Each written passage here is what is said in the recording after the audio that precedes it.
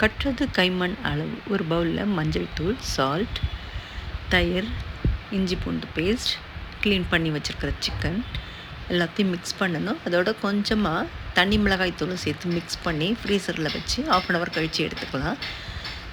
ஒரு பாத்திரத்தில் நெய்யோ வெண்ணெயோ இல்லை ஆயிலோ விட்டு அதில் சோம்பு, கருவேப்பிலை தாளித்து கட் பண்ணி வச்சுருக்கிற வெங்காயத்தையும் சேர்த்து நல்லா மிக்ஸ் பண்ணணும். அதுக்கப்புறமா மேரினேட் பண்ணி வச்சுருக்கிற சிக்கனை எடுத்து அது வேகிறதுக்கு தேவையான அளவு தண்ணி விட்டு மூடி போட்டு வேக வைக்கணும்.